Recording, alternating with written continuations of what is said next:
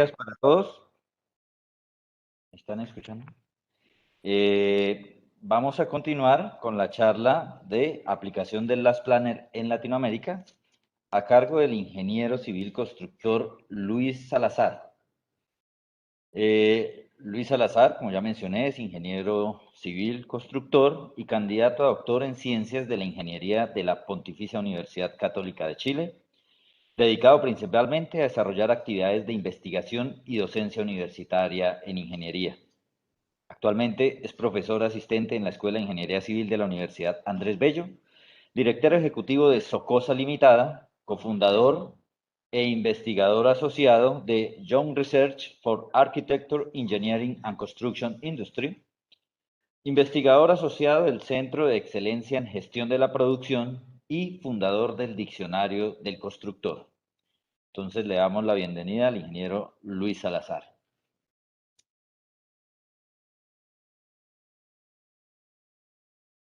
Muy buenos días, buenas tardes allá.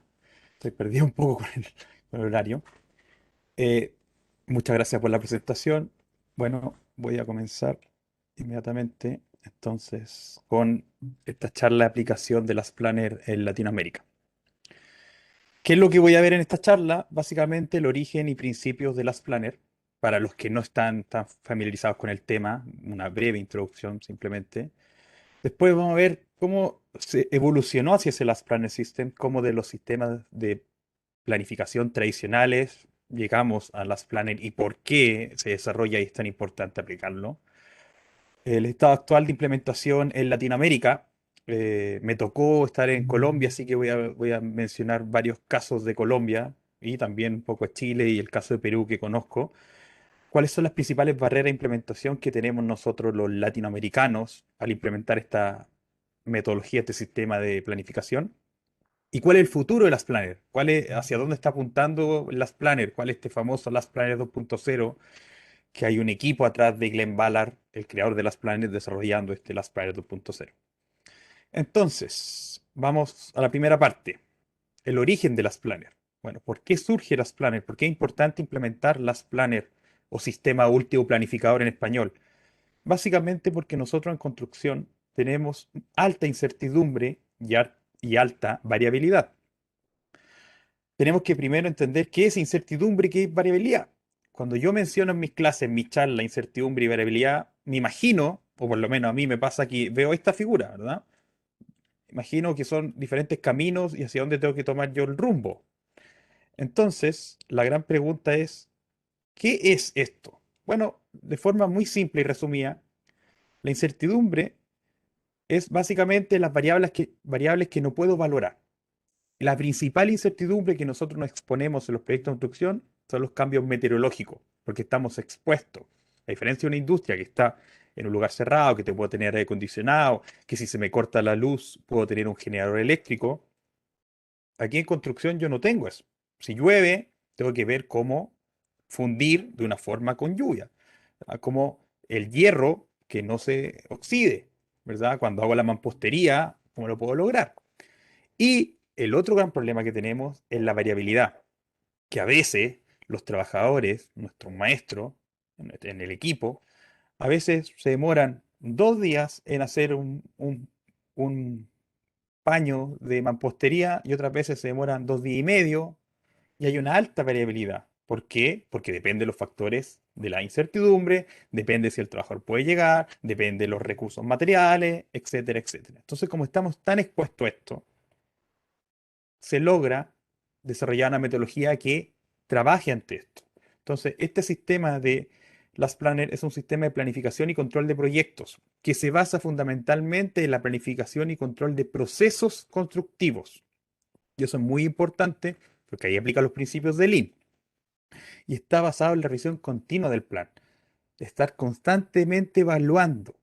Una de las cosas que más adelante voy a mencionar, pero lo menciono inmediatamente, que el principal problema que yo detecté en Colombia, los proyectos que visité, en los más de 4 empresas constructoras que visité y más los 10 proyectos que estuve, era, y que nos pasa también en Chile, que nos pasa en Perú, y que nos pasa en general en Latinoamérica, es que tenemos muchos indicadores y tenemos muchas métricas, pero esos indicadores están ahí. se reportan, pero no se hace nada con eso. Entonces yo si tengo indicadores es para controlar y gestionarlos, no para tenerlos ahí y hacer gráficos y hacer análisis de investigación. Tengo que aplicar eso y tengo que ir haciendo una mejora. Muy importante hacer un aprendizaje y hacer un plus delta, ver qué cosas estoy haciendo bien y tengo que seguir haciendo bien y qué cosas no estoy haciendo tan bien y puedo mejorar. ¿Ya? Y es muy importante entender que este sistema se basa en los compromisos, que eso también es un problema porque tendemos a hacer mucha imposición, a ser muy rígidos, muy jefes y muy pocos líderes. Además, integrar al equipo de trabajo. Es muy importante que realmente consideremos a todos los actores. Este sistema se llama último planificador porque considera al último planificador. ¿Quién es el último planificador en una obra de construcción? Bueno, los contratistas, ya sea el ingeniero residente, ya sea el supervisor, el que está a cargo, el maestro mayor, el que tiene más peso, el que está en la reunión y transfiere esa información. Pero también considerar a los trabajadores y también desde el director de la obra hacia abajo. ¿Por qué es necesario aplicar las planners? Porque, como mencioné, hay una alta variabilidad e incertidumbre y porque las actividades en construcción son secuenciales, una después de otra, que depende, ¿verdad? Si yo me atraso o no tengo el tajo necesario, para los que no son de Colombia, el espacio físico para trabajar en la obra, yo no voy a poder trabajar. Necesito un espacio, necesito que el pintor termine para hacer algo. Necesito que se haga el acabado, ¿cierto? Que termine la obra negra, la obra gris, para hacer las terminaciones.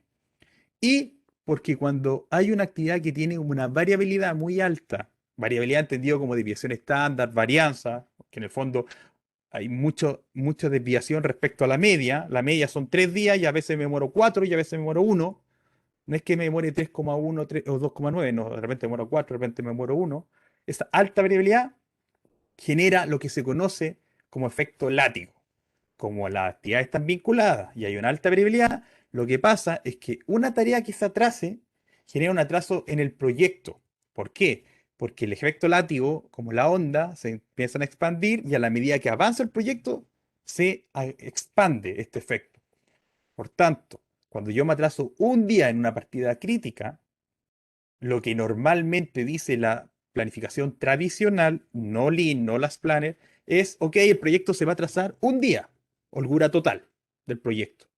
Eso no es así, porque si esa actividad yo no controlo la variabilidad, ese día, después va a ser otro día, va a ser otro día, me va a atrasar las actividades que vienen después, no voy a poder entrar a tiempo en mis próximas actividades subsecuentes y va a generar 4, 5, 6, 10 días de atraso en la obra. Y por eso vemos que proyectos de construcción terminan con un 50% sobrecosto. Y sabemos que en Colombia terminan con un 50% sobrecosto porque está regulado ese 50%, si no sería más, con un 100% de plazo, etcétera, etcétera. Y lo mismo pasa en Chile, en Perú y en todas partes. ¿Ya? Entonces es muy importante regular eso. ¿De dónde vienen las planes? Bueno, de identificar estos problemas y de aplicar principios de Lean Construction. ¿Qué dice Lean? Muy simple. En palabras muy simples, es mucho más que esto, una filosofía, ¿cierto? Que tiene herramientas, que tiene un tema social de persona, pero lo que dice de forma muy resumida es que yo tengo que maximizar el valor, tengo que entender qué es lo que necesita el cliente, qué es lo que requiere el cliente, entender qué es lo que requiere y minimizar esas pérdidas. O sea, todo lo que no agrega valor, yo tengo que reducir o eliminar. Por ejemplo, cuando yo voy a pintar, el acto de pintar genera valor, porque la persona va a ver que está pintado, tiene un acabado, perfecto. Pero el transportar el material, la pintura, no agrega valor. Ahora, ¿yo puedo eliminar esa tarea? No, necesito transportarla. Entonces tengo que reducir los tiempos de transporte, el estar bajando del piso 10 a la bodega en el piso 1. Tengo que ver formas de reducir ese transporte. Ahora, cuando el trabajador no está trabajando, está conversando con su compañero, está esperando el tajo, el espacio físico para poder trabajar, eso tengo que eliminarlo. Entonces me baso en eliminar lo que se puede eliminar, reducir lo que se puede reducir y luego maximizar el valor para el cliente final. ¿Ok? Ahora, veamos la evolución hacia las planes. Ya vimos que hay variabilidad, hay incertidumbre, tomamos principios Lean y controlamos esto. ¿Cuál es el principio básico de las planes? ¿Cuál es la gran genialidad de Graham Ballard y Gregory Howell? Que ellos ven lo que pasa habitualmente en los proyectos de construcción en Latinoamérica. que de oficina central me llega una carta GAN que me dice lo que debo hacer. Me llega una carta GAN y me dice, aquí inicias, aquí terminas, para tal fecha tienes que tener terminado esta parte, esta parte, esta parte. Incluso en algunos proyectos me dice que para el próximo año, en esta misma fecha, esta misma hora, voy a estar haciendo, no sé, la mampostería del piso 4 y en el departamento 401. ¿Cómo voy a estar en el apartamento 401 próximo año en esta misma fecha? La posibilidad de que se cumpla es casi ilógica, pero me lo programan al detalle. Entonces, viene el debe, con metas, con plazos. ¿Qué es lo que pasa? Que el director de obra, el administrador de obra, el que está a cargo de la obra, como se llame en el resto de los países de Latinoamérica, dice lo que se va a hacer. Mira lo que debo hacer de la carta GAN y dice, ok, ve el terreno y dice, esto es lo que se hará.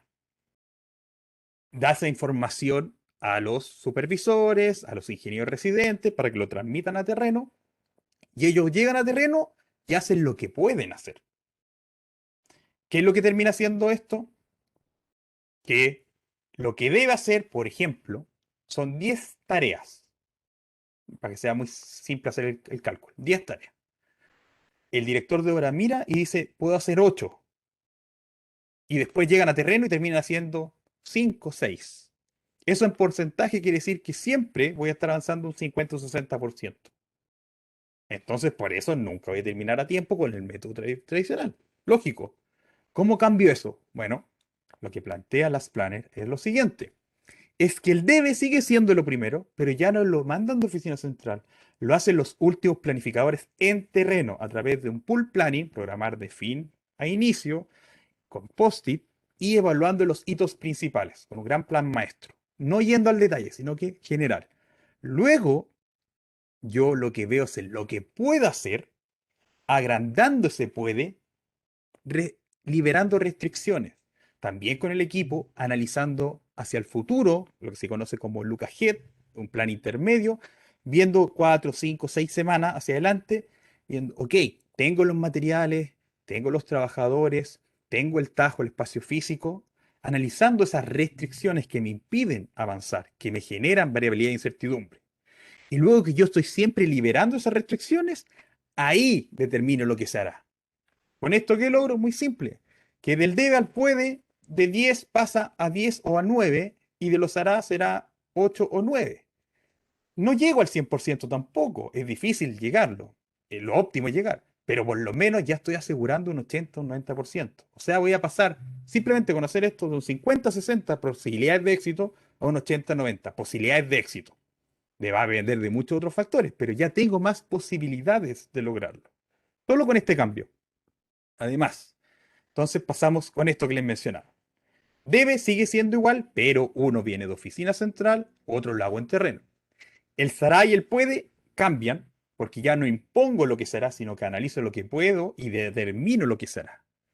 De imposición a un compromiso. ¿Ok? Y por tanto, esta metodología funciona así. El debe es hacer la planificación maestra a través de un plan de hitos y un plan de fases si es que es necesario hacer un plan de fases cuando yo tengo etapas, tengo un proyecto complejo.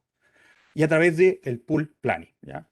El puede es mirar hacia el futuro, el plan intermedio, look ahead, 3 a 6 semanas, pero no hay que dogmatizar, pueden ser menos o pueden ser más, depende de las restricciones. Yo siempre veo que siempre ocupan 4 semanas y no sé si 4 semanas es lo óptimo para todos los proyectos. Yo depende del proyecto, tengo que variar eso. ¿Y qué es lo que hace el look ahead? Analizar los impedimentos, las restricciones. Y luego que analizo las restricciones, programo lo que se hará. ¿A través de qué? Del famoso IT, Inventario de Trabajo Ejecutable, backlog en inglés. ¿Qué es esto? Ver las tareas que están libres de restricciones o que tienen compromisos de liberación que permiten ser programadas. ¿Y cómo tengo que programar semanalmente? A través de responder estas 4 preguntas. ¿Qué es lo que necesito que se haga? ¿Quién se compromete a hacerlo? ¿Y quién lo está solicitando? Porque esa persona lo tiene que revisar. ¿Quién lo pide?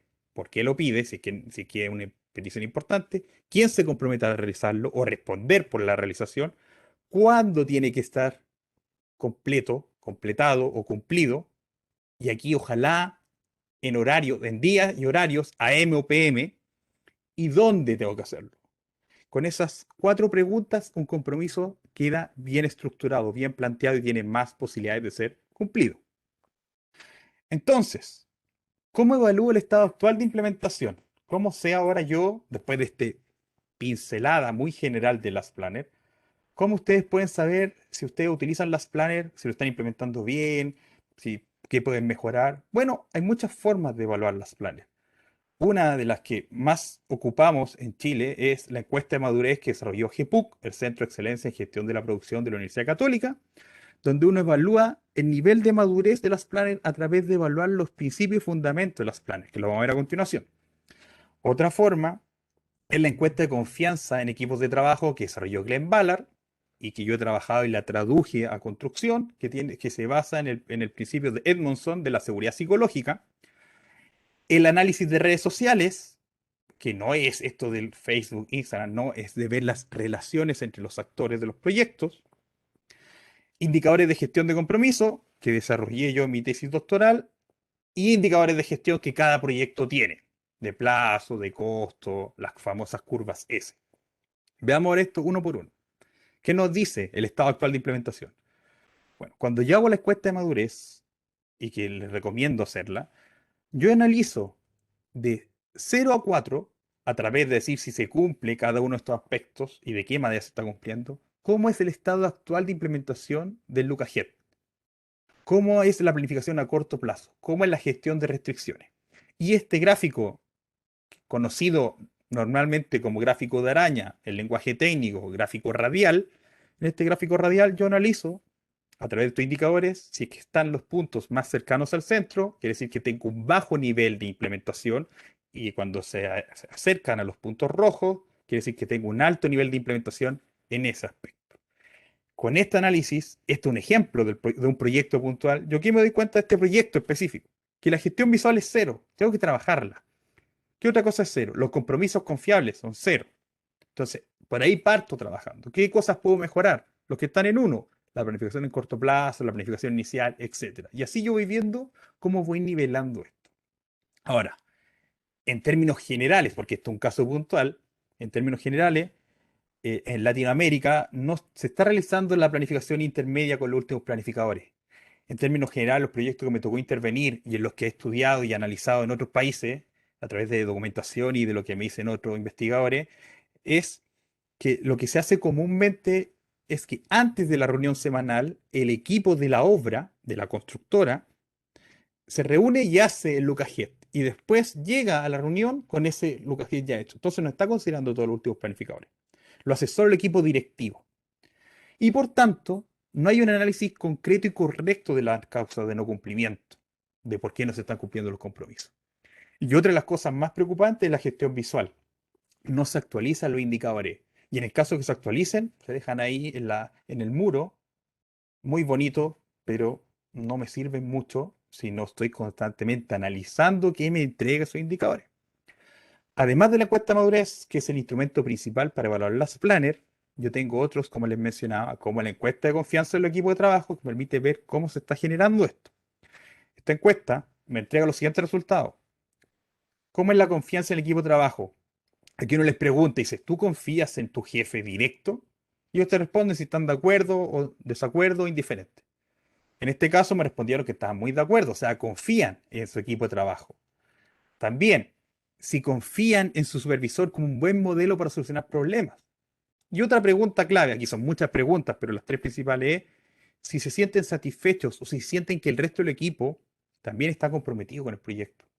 Porque lo que pasa muchas veces es que uno tiende a pensar que uno está muy comprometido con la causa, se pone la camiseta, se pone la 10, pero el resto del equipo no está corriendo, no está sudando, ¿verdad? Entonces ahí se generan problemas. ¿Qué es lo que se analiza a modo general en Latinoamérica?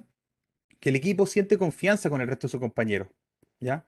Pero como mencionaba, pero no siente que esté comprometido al 100%. Siente que él está entregando mucho más que el resto. Y eso que es una sensación, esto es una apreciación, esto es un juicio, ¿ok? Esa sensación que tiene la mayoría de los trabajadores que genera una improductividad. Entonces, por eso es importante medir. ¿Qué otra cosa tenemos? El análisis de redes sociales.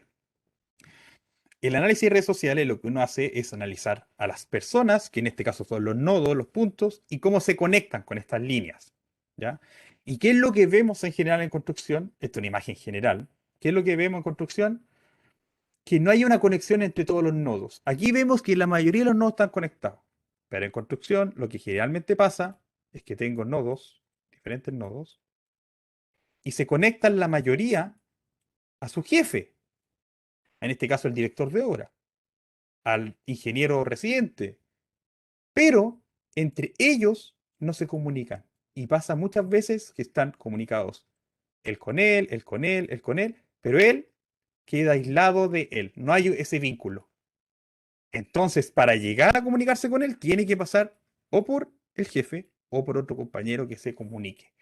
Y esa falta de conexión genera una brecha comunicacional, porque esto es lo que aquí en Chile llamamos juego del semáforo, el juego del teléfono, no sé el nombre en otros países, pero es, yo le digo algo a una persona que está al lado mío, esta persona lo que escucha, le dice al otro y al final termina la ronda diciendo un mensaje totalmente distinto. Por eso hay que evitar esa tanta interacción, pasar de uno a otro, sino que tratar de llegar directo. Y hay formas de análisis de redes sociales que son más óptimas que otras. ¿Ok? Ahora, cuando analizamos las redes sociales, además de ver estos gráficos, podemos analizar porcentajes como densidades, como indicadores de confianza, indicadores de negociación, que tienen mucho que ver con la perspectiva de acción lingüística. Y cuando analizamos 4 proyectos como ejemplo, lo que hemos determinado es que en general no se conoce el alcance de los actores del proyecto. No sé hasta dónde es la labor de mi compañero. Sé lo que tengo que hacer yo, pero no sé lo que hace mi jefe y tampoco sé lo que hace mi compañero. Y al no saber el trabajo que hace mi jefe y mi compañero, pienso que yo tengo más trabajo, porque no veo que está tan ocupado mi jefe. Mi jefe viene en la mañana, me da instrucciones, se va y después vuelve a la tarde. ¿Y qué está haciendo? Está durmiendo la siesta, se fue al boliche, está con los amigos, se fue de rumba. ¿Qué está haciendo? No sé. Entonces, además, trabajar en la colaboración, ¿ya? Una de las cosas que cuando uno analiza el tema sociocultural entre países, analizar la diferencia entre España, Colombia y Chile, lo que me di cuenta es que el principal problema, la diferencia, no problema, la diferencia que tenemos es lo que se conoce como distancia de poder. La distancia de poder que tienen en Colombia puntualmente es muy alta. ¿Por qué? Porque ustedes, por ejemplo, llaman a todos doctor, ingeniero, ni siquiera por el nombre.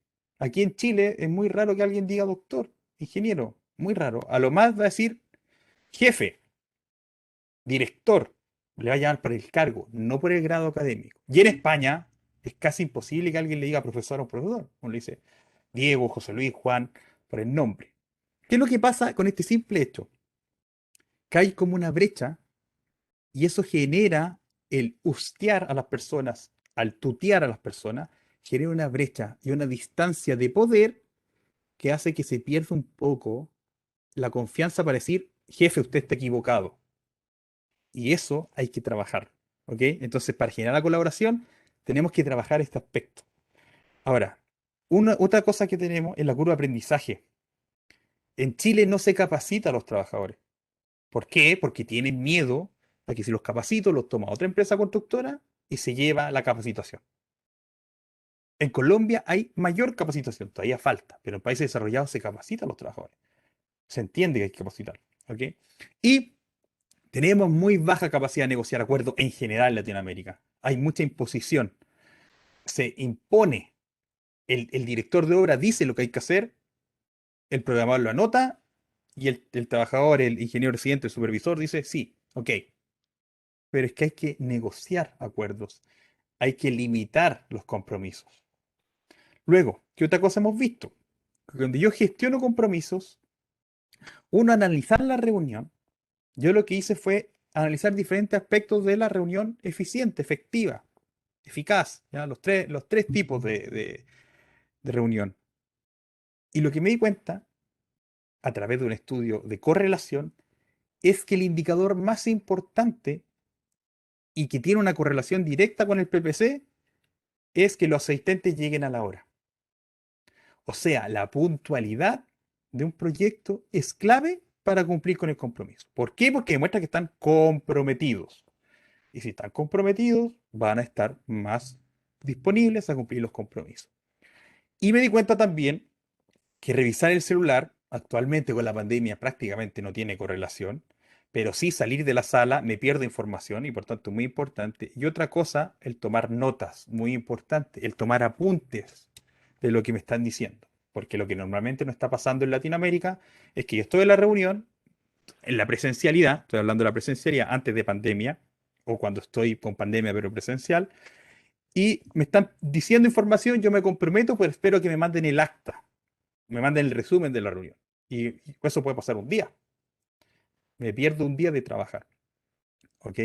Entonces también es muy importante el ver lo que está sucediendo en la reunión para tener un modelo predictivo de cómo va a estar mi PPC, mi porcentaje de cumplimiento de compromisos, y con eso cómo va a estar el desempeño de los proyectos. Ahora, cuando veo indicadores de desempeño, cuando veo el costo del proyecto, cómo estoy respecto al costo, con la curva avance económico, cuando veo el plazo, curva avance físico, cuando veo la calidad, las no conformidades, cuando veo el rendimiento específico, cuántos cubos, cuántos metros cúbicos de concreto estoy fundiendo al día o a la semana, cuánto hierro estoy colocando. Lo que todos estos indicadores, cuando yo implemento el sistema último planificador con medidas de gestión de compromiso, yo lo que hago es aumentar estos indicadores de productividad.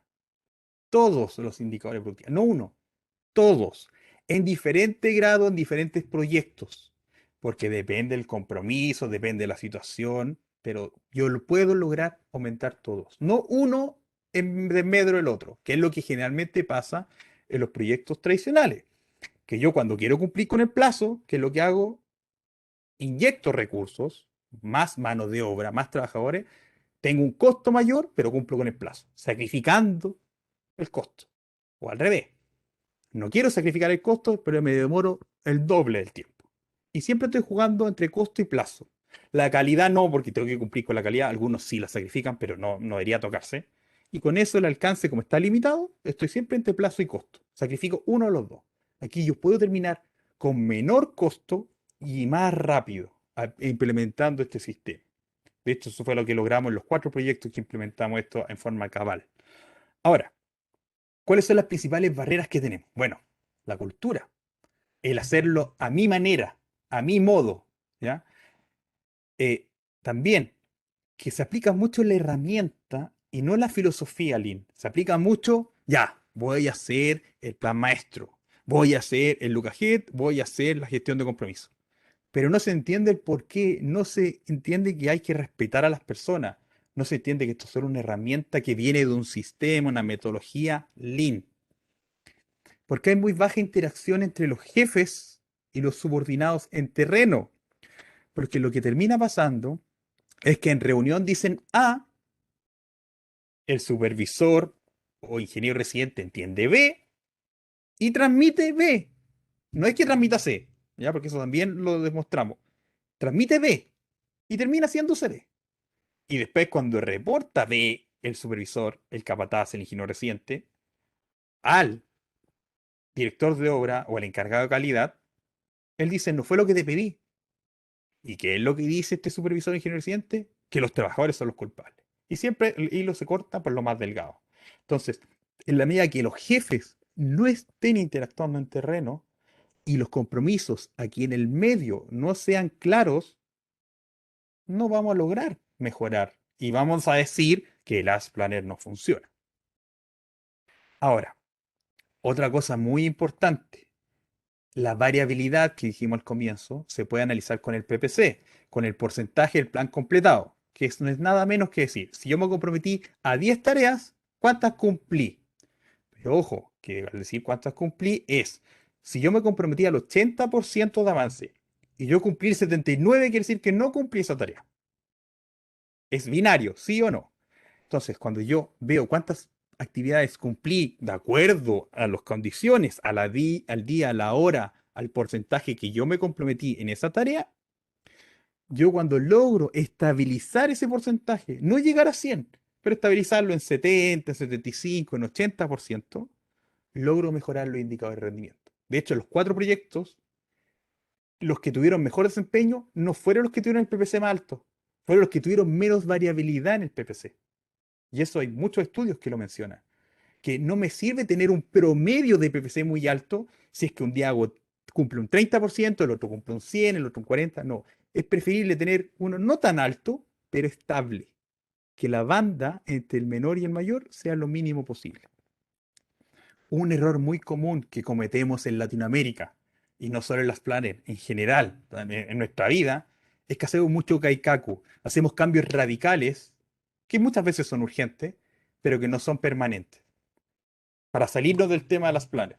¿Ya? La pandemia a todos nos ha pegado de diferentes formas y algunos, por ejemplo, al estar sentados todo el día han engordado.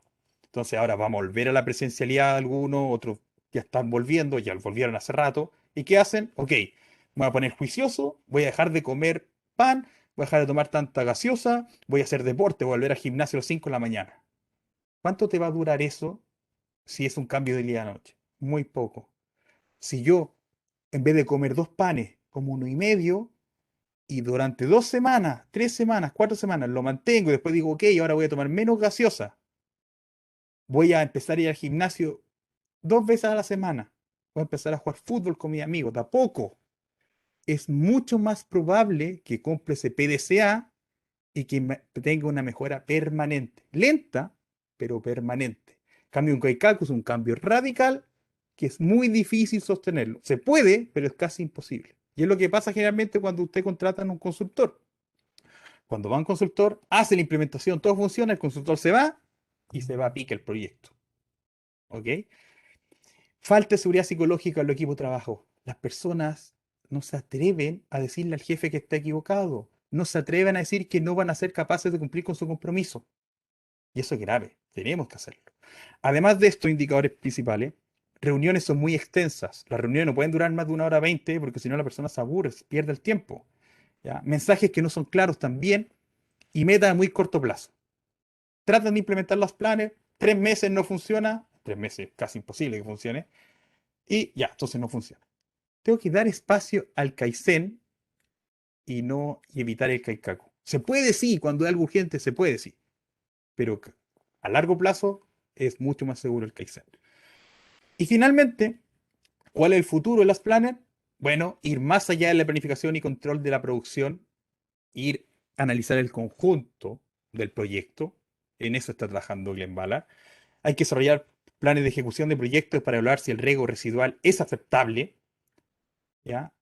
Hay que alinearse con los objetivos sustentables del proyecto. Incorporar nuevas métricas, pero no incorporarlas y dejarlas ahí, sino que ver cuáles me sirven de todas, tomarlas y aplicarlas y hacer un seguimiento. Y ver estructuras basadas en la localización, líneas de equilibrio, stack planning, etc.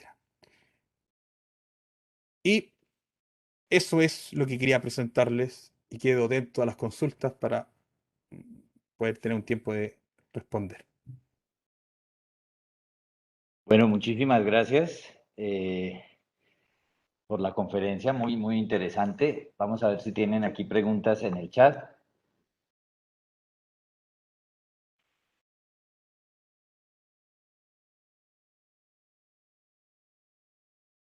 Aprovecho también para recordar a los asistentes que la asistencia se hará llegar a través del correo electrónico en unos breves minutos.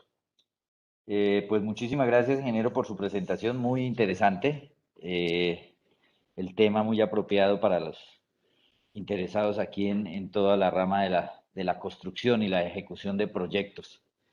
Eh, bueno, si no hay preguntas, entonces les agradecemos por la asistencia. Aquí me comentan si hay alguna manera de contactarlo, a su merced directamente. Sí, mi correo estaba en la presentación, lo voy a anotar aquí en el chat. Perfecto. para que puedan, si es que alguien tiene alguna duda y quiere resolverla. Ahí está, luis.salazar@unap.cl. Me hacen aquí una pequeña pregunta. Eh, ¿Cómo se puede establecer la relación entre el Last Planner y el BIM? Hay una conferencia que dimos en el grupo de investigación de Wire4, donde hicimos una charla, una conferencia de 3 días de la relación entre BIM y Lean. Entonces yo lo invito a verlo porque primero hay que entender bien lo que es BIM, qué es Lean, qué es las planes y para poder entenderlo. Pero hay un trabajo entre BIM y Lean. Hay un trabajo muy simbiótico. Y ahí la pregunta es cuál es primero, cuál es segundo. Pero ahí la charla lo respondemos, que es un poco extenso puede responderla en estos breves minutos. Pero sí hay una relación.